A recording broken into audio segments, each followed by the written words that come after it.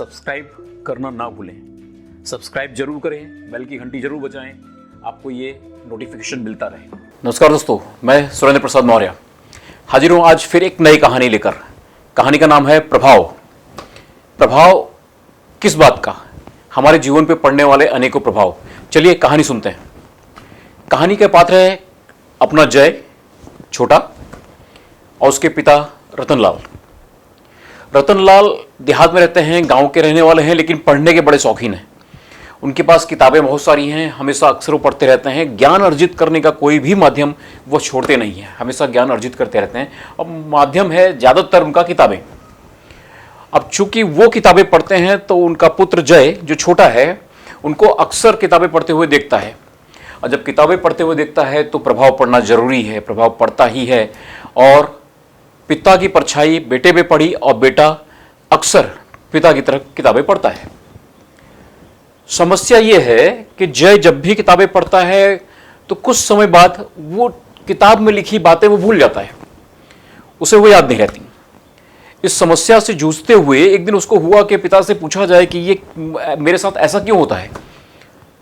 आप किताबें पढ़ते हैं तो आपको किताब की बहुत सारी बातें याद रहती हैं, मुझे क्यों याद नहीं रहती? वह समस्या लेके अपने पिता रतनलाल के पास पहुंचता है और उनको बताता है कि पिताजी, मेरे साथ ये समस्या है कि मैं किताबें पढ़ता हूँ, बहुत दिल से पढ़ता हूँ, लेकिन पता नहीं क्यों मुझे उसके पाठ या उसकी बातें याद नहीं रहती।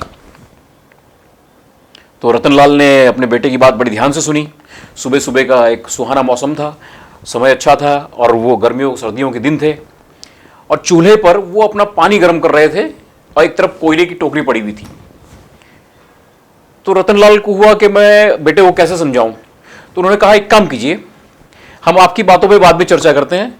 आप सबसे पहले इस टोकरी को लेकर जाओ, कोयले से जो भरी हुई टोकरी है उसे खाली कर दो और उस टोकरी को लेकर नदी पर जाओ और नदी से पानी भर के लेके आओ टोकरी में।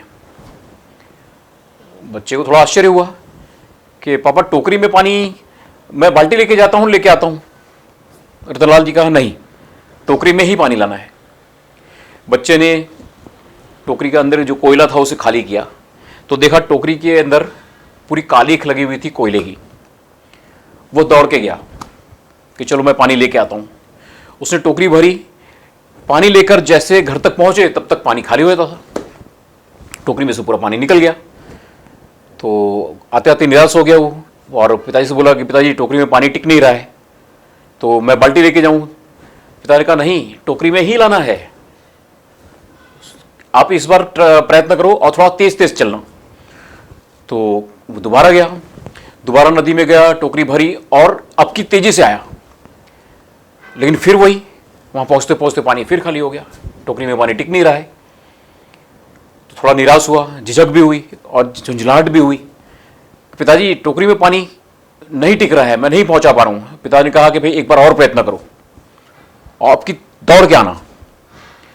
तो वो दोबारा गया नदी पर, दोबारा उसने टोकरी भरी पानी से और तेजी से दौड़ते हुए आना पहुंचा वहां पर, लेकिन पहुंचते पहुंचते फिर वही, टोकरी में पानी नहीं टिका।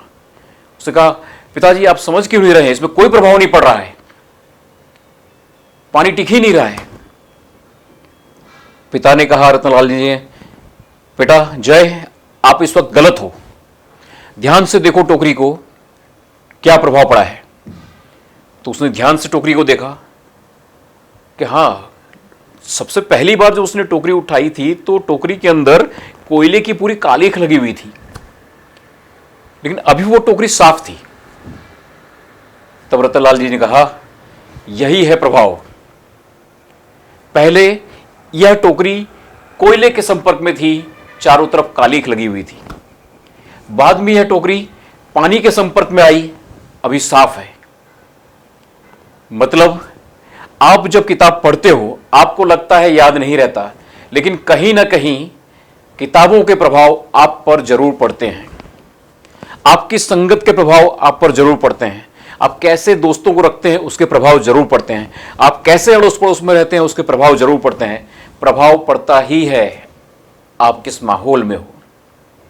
जय को बात समझ में आ गई कि भले मुझे किताबों के हर अक्षर याद ना रहें, किताबों के हर पाठ याद ना रहें, लेकिन किताब पढ़ी है अगर मैंने तो उसका प्रभाव पक्का रहना ही है। उसे अपनी समस्या अब छोटी लगने लगी और निराशा जो थी उसके पास किताबों को याद ना रखने की, वो हट गई। तो हमारे जीवन में हमें ये याद रखना है कि हम कैसे संसर्ग में रहेंगे। हमें प्रभावों का ध्यान रखना है, प्रभाव पड़ता ही है। अगर गलत संगत रहेगी तो गलत प्रभाव पड़ेंगे, अगर अच्छी संगत रही अच्छा प्रभाव पड़ेंगे। अगर हम धार्मिक स्थलों पर जाएंगे तो धर्म का प्रभाव भी पड़ता है, दोस्तों का प्रभाव भी पड़ता है। अब कैसे प्रभाव में रहना है, कैसी अपनी कहानी बनानी है, यह आपके ऊपर है। याद रखिए, वह जवानी जवानी नहीं जिसकी कोई कहानी ना हो। खुश रहो, तरक्की करो।